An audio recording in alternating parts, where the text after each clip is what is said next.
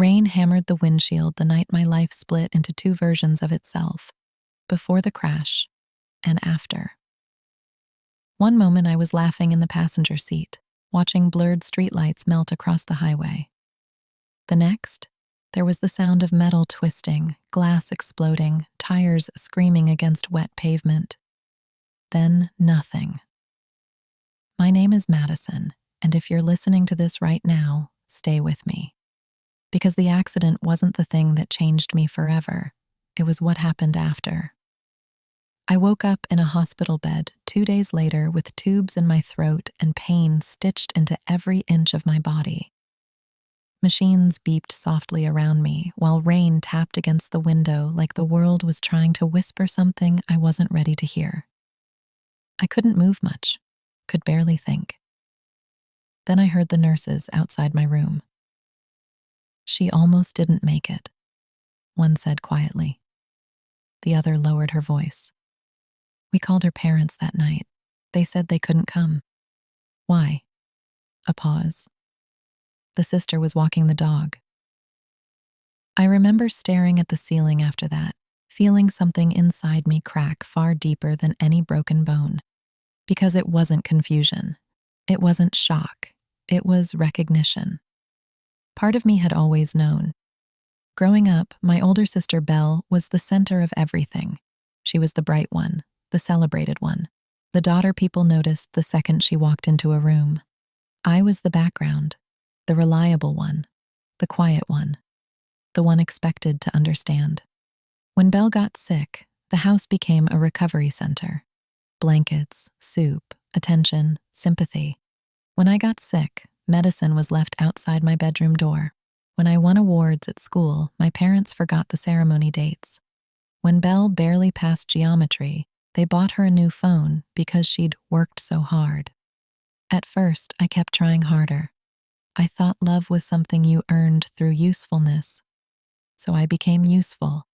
I cooked dinners, helped with errands, stayed quiet when I was hurt. Learned not to ask for too much space in the world.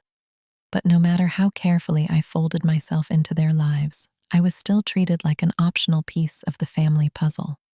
And somehow, even after the accident, even after doctors told them I might not survive the night, nothing changed. By the 5th day in the hospital, I stopped looking toward the door every time footsteps passed. No one was coming. Not my mother. Not my father. Not even Belle. The nurses stopped asking if family would visit. They already knew the answer. One night, a nurse named Marissa sat beside my bed with a cup of chamomile tea. "You're healing fast," she said gently. "You'll probably be discharged tomorrow." Then she hesitated. "Do you have someone picking you up?" I looked at her for a moment before answering. "No." She offered to call my parents one more time. I shook my head because something had shifted inside me during those silent hospital nights. I realized I had spent my entire life begging emotionally unavailable people to love me correctly, and I was done. That night, I wrote a letter, not angry, not dramatic, just honest. I told them they had been informed their daughter might die and chose not to come.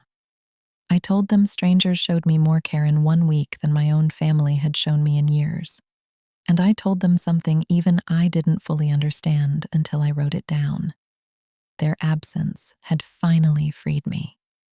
The next morning, I folded the letter neatly onto the hospital bed, thanked the nurses, and walked out alone. Slowly, painfully, but free. I moved 2 hours away into a tiny apartment above a used bookstore. The floors creaked. The bathroom barely fit one person. The radiator made strange noises at night. It was perfect. For the first time in my life, silence didn't feel lonely. It felt peaceful. The bookstore owner, Mrs. Keller, didn't ask many questions. She simply handed me books to shelve and tea when I looked tired.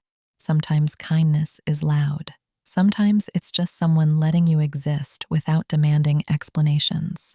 I started therapy through a local trauma program. And little by little, I began unpacking the truth I'd buried for years.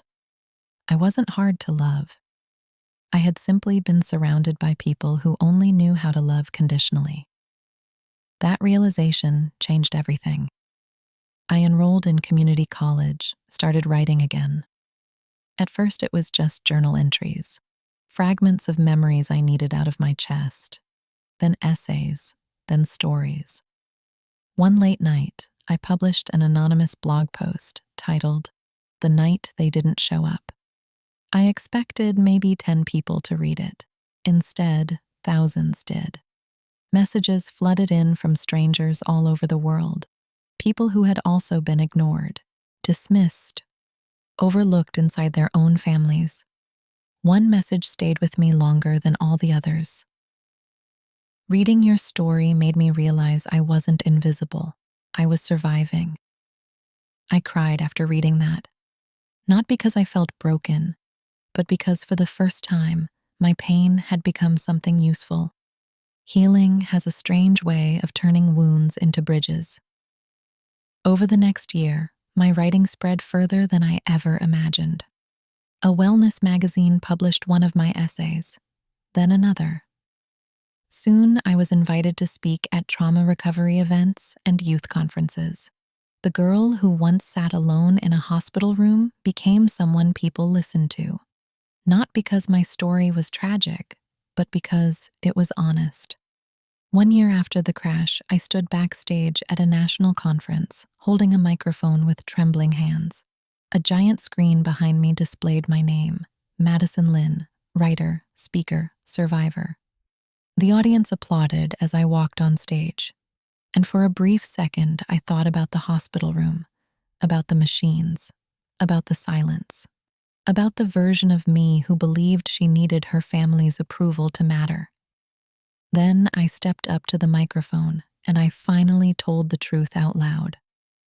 "They didn't show up when I almost lost my life," I said softly. "But surviving taught me something important.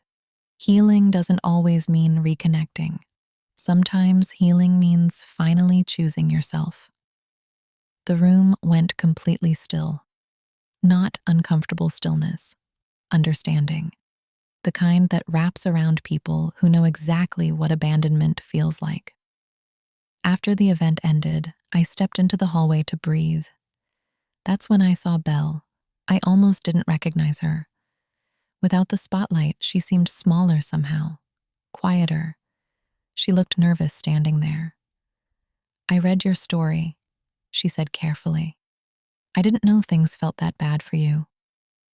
I looked at her for a long moment. Then I answered honestly, "You knew enough to ask. You just never did."